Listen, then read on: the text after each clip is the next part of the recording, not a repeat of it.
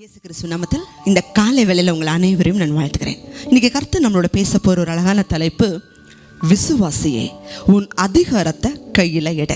யோவானின் புத்தகம் 1 அதிகாரம் 12வது வசனத்தை வாசிங்க. அவருடைய நாமத்தின் மேல் விசுவாசம் உள்ளவர்களாய் அவரை ஏற்றுக்கொண்டவர்கள் எத்தனை பேர்களோ அத்தனை பேர்களும் தேவனுடைய பிள்ளைகள் ஆகும்படி அவர்களுக்கு அதிகாரம் கொடுத்தார். இயேசுங்கிற நாமத்தின் மேல யாரெல்லாம் விசுவாசம் உள்ளவர்களாகி அவரை ஏற்றுக்கொள்றோமோ அத்தனை பேரும் தேவனுடைய பிள்ளைகள் ஆகும்படி அவர்களுக்கு தேவன் அதிகாரம் கொடுத்திருக்கிறார்.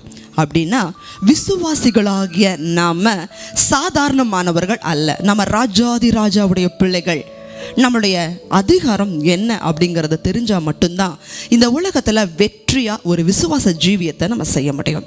இல்லை அப்படின்னு சொன்னால் நம்ம பயந்து சோர்ந்து போய் பிசாசுக்கு இடம் கொடுக்கிறவர்களா மாத்திரம் இல்லை, பிசாசுக்கு அடிமைப்பட்டவர்களாக மாறிடுவோம். இன்னைக்கு தேவன் நமக்கு கொடுத்துருக்கிற அதிகாரம் என்ன அப்படின்னு நம்ம பார்க்க போகிறோம்.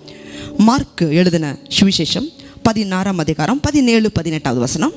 விசுவாசிக்கிறவர்களால் நடக்கும் அடையாளங்கள் ஆவன, என் நாமத்தினாலே பிசாசுகளை துரத்துவார்கள், நவமான பாஷைகளை பேசுவார்கள், சர்ப்பங்களை எடுப்பார்கள், சாவுக்கேதுவான யாதொன்றை குடித்தாலும் அது அவர்களை சேதப்படுத்தாது, வியாதியஸ்தர் மேல் கைகளை வைப்பார்கள், அப்பொழுது அவர்கள் சொஸ்தமாவார்கள் என்றார். இது யாருக்கு இந்த அதிகாரத்தை தேவன் கொடுத்திருக்கிறார் அப்படின்னு சொன்னா, விசுவாசிக்கிறவர்களால் நடக்கும் அடையாளங்கள். முதல் காரியமே, என் நாமத்தினாலே பிசாசுகளை துரத்துவார்கள்.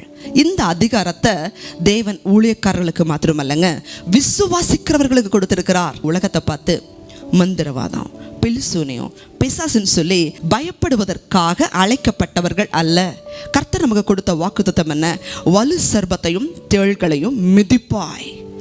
தேவஜனமே, இயற்கைக்கு மேல தேவன் நமக்கு அதிகாரத்தை கொடுத்திருக்கிறார். சாத்தான் மேல அதிகாரத்தை கொடுத்திருக்கிறார்.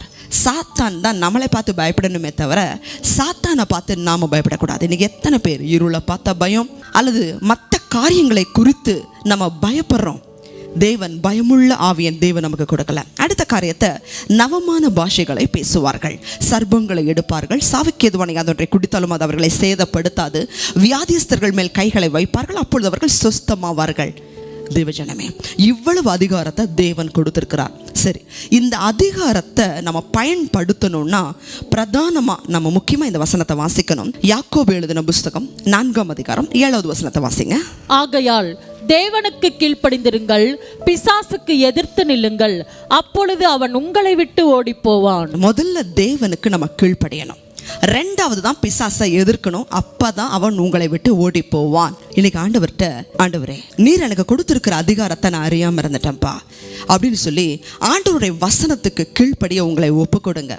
அதற்கு பிறகு சாத்தானை எதிர்த்து நெல்லுங்க. உங்க வீட்டில் ஏதாவது தொடர்ந்து நஷ்டங்கள் வருதா, தொடர்ந்து விபத்துக்கள் வருதா, தொடர்ந்து தரித்திரங்கள் வருதா, அல்லது தொடர்ந்து ஏதாவது போராட்டங்கள் வருதா, அந்த போராட்டத்திற்கு மேல கிரியை செய்கிற ஆவிகளை நீங்க ஜெபிக்கும் பொழுது அவைகளை வெற்றியோட துரத்துற அதிகாரத்தை தேவன் கொடுத்திருக்கிறார். அடுத்த அதிகாரம் மத்தேயு புத்தகம் 16 அதிகாரம் 19 வசனத்தை வாசிங்க. பரலோக ராஜ்யத்தின் திறவுகோல்களை நான் உனக்கு தருவேன், பூலோகத்திலே நீ கட்டுகிறது எதுவோ அது பரலோகத்தில் கட்டப்பட்டிருக்கும், பூலோகத்திலே நீ கட்ட அவிழ்ப்பது எதுவோ அது பரலோகத்திலும் கட்டவிழ்க்கப்பட்டிருக்கும் என்றார். எலியா நம்மளை போல ஒரு பாடுள்ள மனுஷன்தான். ஆனா இஸ்ரவேல் ஜனங்க பாவத்தை தெரிந்து கொண்டாங்க. அந்த ஜனங்களுக்கு ஒரு கஷ்டம் வந்தா தான் ஆண்டவரை தேடுவாங்க. அதனால தேசத்துல பஞ்சம் வரணும், அப்ப தேசத்துல மழை பெய்யக்கூடாது. அதனால அவர் செய்தது என்ன? 3 வருடமும் 6 மாதமும் கடுமையா அவர் ஜெபிச்சார், ஊக்கமா ஜெபிச்சார், கருத்தா ஜெபிச்சார். அதனால தேவன் வானத்தை அடைத்தார். அதற்கு பிறகு கர்த்தரே தெய்வம்னு சொல்லி நிரூபிக்கிறதற்காக மீண்டும் ஜெபித்தார். தேவன் வானத்தை திறந்தார். இப்படி விசுவாசிக்கிறவர்கள்னால ஆசீர்வாதங்களை கட்டவும் முடியும், கட்டவிழ்க்கவும் முடியும். அந்த அதிகாரத்தை நம்ம தெரிந்து தேவனுக்கு கீழ்ப்படிந்து செய்யும் பொழுதுதான் நீங்க வெற்றியுள்ள ஒரு விசுவாச ஜீவியத்தை வாழ முடியும்.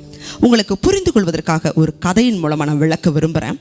ஒரு ராஜா ஒரு தேசத்துல இருந்தார்.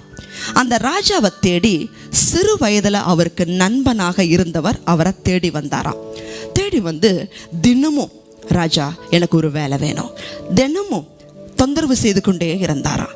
இவருடைய தொந்தரவை தாங்க முடியாத ராஜா அரண்மனையில் விசாரித்தார். அரண்மனையில் எல்லாத்துக்கும் ஆட்கள் இருக்கிறாங்க, அதனால ஆட்கள் தேவையில்லை. அதனால என்ன செய்தாரா, நீ சமுத்திரத்துக்கு போ, தினமும் காலையில 7 மணிலிருந்து ராத்திரி 7 மணி வரைக்கும் எத்தனை அலைகள் வருதுன்னு எனக்கு சொல்லு, நான் உனக்கு ஒரு மாச சம்பளம் நான் தரேன்னு சொல்லி சொன்னாராம். இதையே பயன்படுத்தி அந்த மனிதன் கடற்கரைக்கு சென்று சேவகர்களை வர வைத்து, ராஜா எனக்கு மிகப்பெரிய ஒரு பொறுப்பை கொடுத்துருக்கிறாரு, இந்த கடல் அலைகளை நான் சரியா எண்ணணும்னு சொன்னா கடற்கரைக்கு பக்கத்திலேயே எனக்கு ஒரு வீட்டை கட்டி கொடுங்க. அதற்கு பிறகு இந்த அலைகளை நான் எண்ணும் பொழுது அந்த தவறான கணக்கை நான் சொல்லிடக்கூடாது, அதனால எனக்கு சமைக்கிறதுக்கு ஒரு ஆள் வேணும், நான் உள்ள போய் சாப்பிட்டா அந்த ஆலைகளும் எண்ண முடியாது, அதனால எனக்கு ஊட்டி விடுறக்கு ஆள் வேணும்னு சொல்லி மிகப்பெரிய ஒரு செல்வந்தனாக மாறிவிட்டார். தேவஜனமே, அந்த மனிதன் ராஜாவுடைய கட்டளைக்கு எவ்வளவு வல்லமை இருக்குங்கிறத அறிந்ததுனால தான் அவ்வளவு பெரிய செல்வந்தனா மாற முடிஞ்சது. இன்னைக்கு அதே போலதான் ஆண்டவர் ராஜாதி ராஜா, அவருடைய வார்த்தை அதிக அதிக வல்லமை உடையது. அந்த வார்த்தைகளை நீங்க விசுவாசித்து கீழ்ப்படிந்து செயல்படுத்தும் பொழுது நிச்சயமாகவே அதிகாரத்தை நீங்க கையில் எடுக்க முடியும்.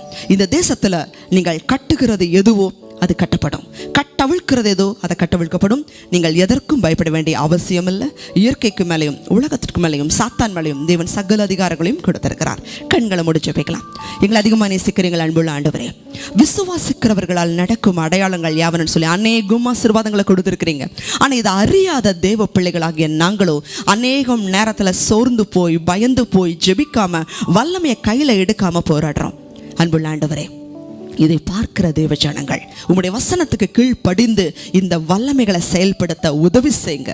இயேசுவின் நாமத்தில் ஜெபிக்கிறோம் நல்ல பிதாவே, ஆமென். கர்த்தர் தாமே உங்களை வல்லமையாக பயன்படுத்தி அவருடைய ராஜ்யத்தை கட்டுவாராக. ஆமென்.